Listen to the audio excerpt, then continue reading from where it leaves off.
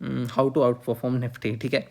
तो ये अपने को फ्यूचर्स के थ्रू करना है। मैं आपसे पूरी स्ट्रेटेजी डिस्कस करूँगा, पहले एक बार कुछ फैक्ट्स देख लेते हैं। तो कल इंडेक्स एक्सपायर हुआ है 17,500 पे, this is on Friday 24 February. Futures में एक लोट का साइज़ है निफ्टी का 50 का, मतलब 50 शेयर्स निफ्टी के। देन मार्जिन मनी उसका 1 लाख है। ये 1 लाख मैंने अप स्टॉक्स और IIFL पे चेक किया है। ये अगर आप जीरोदा पे चेक करेंगे तो आपको 1,03,500 के आसपास दिखेगा। तो विद इन डिफरेंट ब्रोकर्स 3,000 से 4,000 का डिफरेंस चलता है, but 1 lakh is the average. Margin आपका 11.5% लग गया। वो कैसे कैलकुलेट हुआ तो 17,500 इंटू 50 करेंगे तो दिस कम्स टू अराउंड 8,75,000, और उस पर आप 1 लाख पे कर रहे हो। 1 लाख अप फ्रंट मार्जिन है, तो ये हो गया आपका 11.5% बेसिकली। ये अपने को आगे जाके काम आएगा, वो अपन देखते हैं। लिवरेज आपको 8.75x का मिला, because you are paying just 1 lakh rupees for 8,75,000 rupees, तो या 8.75x का लिवरेज हुआ।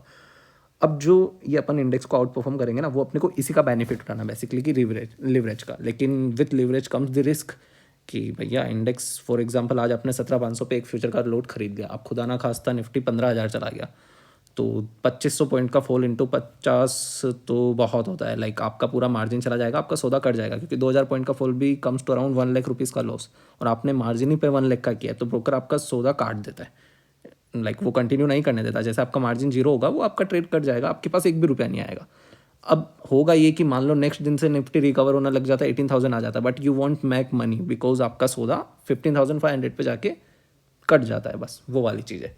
इसलिए मैंने एक 20% सेफ्टी मार्जिन लिया है कि सपोज यहाँ से निफ्टी और 20% नीचे जाएगा, जा सकता है, मतलब जाएगा तो मैं नहीं कह सकता हूँ, बट हाँ ऑलरेडी जबकि निफ्टी 7 to 8% ऊपर वाले लेवल से डाउन है ऑल टाइम हाई से, दैट इज़ 18,800, फिर भी मैंने एक 20% का और सेफ्टी मार्जिन ऑफ सेफ्टी दिया है। तो जो एक्चुअली में मार्जिन होता है 1 लाख का, वो अपन लेके चल रहे हैं कि अपन 2,75,000 रुपीज़ अपने हैंड में रेडी रखेंगे। ये आपको ब्रोकर के अकाउंट में ऐड नहीं करना है। ब्रोकर के अकाउंट में आपको 1 लाख ही ऐड करना है, आप उससे निफ्टी का एक फ्यूचर का लोड खरीद सकते हो। लेकिन जब भी आपके मार्जिन रिक्वायरमेंट आएगी ब्रोकर से कि भैया 100 पॉइंट नीचे है, मुझे 5,000 रुपये दो, 50 के ऊपर 100 रुपये, 5,000 रुपये की आपकी मार्जिन की रिक्वायरमेंट आती है, तो सपोज आप इसको अपने लिक्विड फंड में रख सकते हो, पार कहीं भी रख सकते हो जहाँ से इंस्टेंट विड्रॉल होता है, या ठीक है आपको लिक्विड फंड भी छोड़ो, आप तो सेविंग्स बैंक में रखने का एक्स्ट्रा 1,75,000 उसको उधर ऐड कर देने का, ठीक है। ऐसे करेंगे अपन, इसकी कैलकुलेशन समझते हैं। अब कुछ मैंने एजम्पशंस लगाए हैं, मतलब 20 ईयर्स का पीरियड दिया है, ठीक है। निफ्टी की इंडेक्स की मैंने कैगर रखी है केवल 12%, which is I think reasonable, बहुत कंजर्वेटिव ही रखा मैंने। और आप जो डायरेक्ट स्टॉक्स में इन्वेस्ट करेंगे, वो कैसे करेंगे वो मैं बताता हूँ।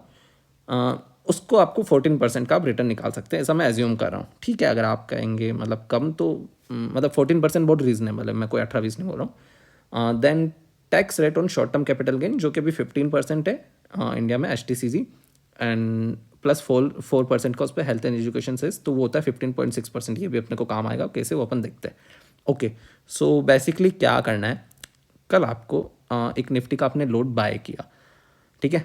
उसमें सिंपल है, मैंने अगले 20 साल के लिए 12% की CAGR से इसको कंपाउंड किया, 17,500 प्लस 12% प्लस 12% प्लस 12% से मैंने अगले 20 साल के लिए इसको कंपाउंड किया है। अब देखो क्या होगा, 17,500 से 19,600 जाएगा, 2,100 पॉइंट का आपका बेनिफिट होगा, तो आप 1,05,000 रुपये का आपको साल भर का प्रॉफिट होगा 50 के लोड पे, ठीक है। लेकिन फ्यूचर्स में क्या होता है, एक रोल ओवर कॉस्ट इंक्लूड होती है। जैसे सपोज अभी फैब के फ्यूचर की एक्सपायरी हुई थी, तो जब अब आपको लाइक ऑर्डर डाल के मार्च के फ्यूचर में रोल ओवर करना पड़ता है, तो उसकी कुछ ना कुछ कॉस्ट लगती है। जैसे अभी इंडेक्स एक्सपायर हुआ था 17,500 पे, लेकिन आपको फ्यूचर 17,500 पे नहीं मिलता है, उसमें इंटरेस्ट कॉस्ट ऐड होती है, वो विथ टाइम कम होते जाती है, and at the expiry index का स्पॉट लेवल और फ्यूचर एकदम सेम लेवल पे एक्सपायर होता है। तो एक महीने पहले वो मेरा पास्ट एक्सपीरियंस बताता है कि वो अराउंड 0.5% फॉर द मंथ रहती है, that comes to around 6% for the year, ठीक है। 0.5% इज लाइक 80 पॉइंट्स 90 पॉइंट्स के आसपास, मतलब आपको एक्स्ट्रा में मिलेगा 17,580, 17,580, 590 के आसपास मिलेगा। इस वीक आई थिंक 17,600 था, क्योंकि थोड़ी सी वॉलेटिलिटी ज़्यादा थी।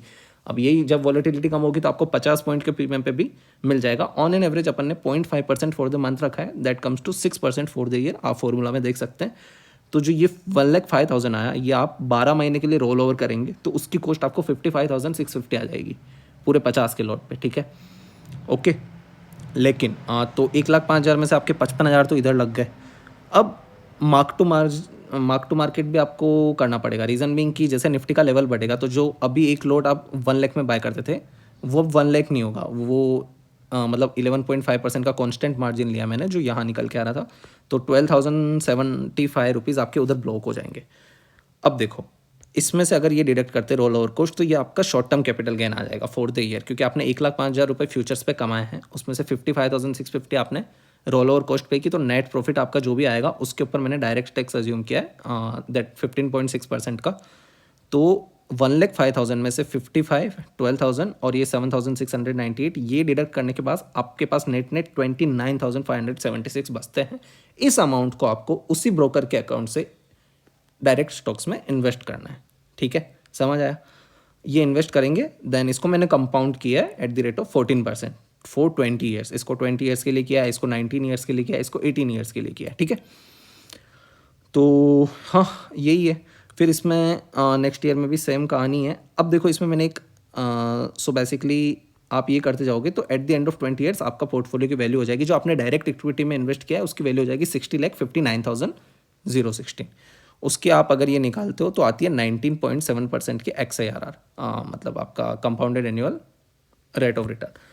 अब इसमें एक कैच है, जो आपने मैंने इनिशियल मार्जिन आपको रखने को बोला था 2,75,000, ठीक है, लेकिन जब आप डायरेक्ट इक्विटी में इन्वेस्ट करने लग जाओगे ना, तो एक कंसेप्ट होता है, आप इक्विटी मतलब आपके स्टॉक्स को आप प्लेस कर सकते हो। तो मैं ये अज्यूम कर रहा हूँ कि जब आप इन्वेस्ट करने लग जाओगे with like by the end of 3rd year you would have already invested 1 lakh rupees in the direct equity. तो अब आप जो अपन ने ये एक्स्ट्रा मतलब मार्जिन ऑफ सेफ्टी लेके 1,75,000 रखा था ना, इसमें 175 ऊपर का आप विड्रॉ कर सकते हो। Now you can use it anywhere else. क्यों? क्योंकि अगर आपको मार्जिन रिक्वायरमेंट आती है ना, आप एक नॉमिनल से कॉस्ट पे आप अपने स्टॉक्स को प्लेस कर सकते हो, तो वो आपका मार्जिन रिक्वायरमेंट फुलफिल कर देता है। ठीक है, और आगे जाके तो ये वैल्यू वैसे भी बढ़ने ही वाली है, तो लाइक मतलब आपको उतनी मार्जिन मनी की रिक्वायरमेंट नहीं होगी। इसलिए मैंने at the end of 3rd year इस मनी को 1,75,000 को वापस से निकाल लिया है, और at the end of 20 years मेरा पोर्टफोलियो का वैल्यू होगा, तो या आपकी 19.7% की निकल के आती है XIRR, जो कि एक्चुअली में अपन ने अज्यूम किया था कि निफ्टी केवल 12% से ही कंपाउंड करेगा एंड डायरेक्ट आपका स्टॉक्स 14% से कंपाउंड करेंगे।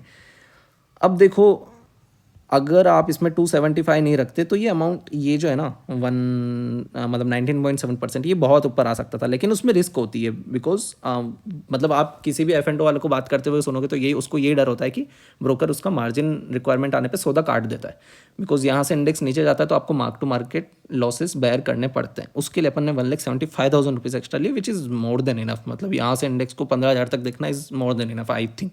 आपको अगर ज़्यादा लगता है तो आप ठीक है, इनिशियल मार्जिन थोड़ा सा ज़्यादा रख लो, जैसे जैसे इंडेक्स अगर थोड़ा रिकवर करता है आप उसको निकाल सकते हो। सेम मैंने किया है फिर निफ्टी के लिए। इसमें मैंने थोड़ा सा अजम्पशन चेंज किया है, जो 12% वहाँ लिया था इसको 13% लिया है। दी ओनली रीज़न इसकी इसमें डाइवर्सिफिकेशन बहुत कम है, आई थिंक हार्डली 10 कंपनीज़ है, उसमें भी आप बजाज ट्विंस और HDFC twins, ICICI, Kotak bank, इन सब में एलोकेशन हो जाता है उसका 70%, which I think will outperform the Nifty very comfortably. तो हाँ, मैंने इसमें 1% की ज़्यादा कंपाउंडिंग ली है, एंड विच इज़ ऑब्वियस, क्योंकि आप यहाँ भी देखोगे ना तो मार्जिन रिक्वायरमेंट भी जैसे निफ्टी के अंदर 11.5% थी, लेकिन इसके अंदर 13% का मार्जिन लेते हैं, क्योंकि थोड़ा सा वोलेटाइल भी ज़्यादा होता है, एंड ऑब्वियसली इसका आप मतलब सिंस इंसेप्शन देखोगे तो रिटर्न में भी इसने आउट परफॉर्म करता है ये निफ्टी को। ठीक है, बाकी सब ऑलमोस्ट सेम है, 20% का ही इसमें लिया है, तो इसमें अपनी कंपाउंडिंग निकल के आती है 21.6%। अब अगर आप ऐसा दोनों इंडाइसेस के लिए करते हो तो कंबाइंड आपका 20.7% निकल के आएगा, which is I think a handsome return. मतलब आपने इतना कुछ किया नहीं है। अब आपको इसमें क्या करना है, हर मंथ एंड पे जो मंथ एंड एक्सपायरी होती है उसमें आपको रोल ओवर अपने हिसाब से करना पड़ेगा, मतलब आपको ऑर्डर उसका डालना ही पड़ेगा, वो बाय डिफ़ॉल्ट नहीं होता है। तो 1 order every month. Next video में अपन डिस्कस करेंगे कि ये जो रोल ओवर की कॉस्ट लग रही थी ना, इसको अपन कैसे कम से कम कर सकते हैं। मतलब उसके लिए आई विल एक्सप्लेन कि आप ऊपर की कॉल बेच सकते हैं बेसिकली, हायर एक थोड़ा सा मार्जिन रख के। उसमें रिस्क होती है नो डाउट कि अगर इंडेक्स कुछ ज़्यादा चल गया, वो अपन नेक्स्ट वीडियो के लिए रखते हैं। अभी के लिए इतना ही।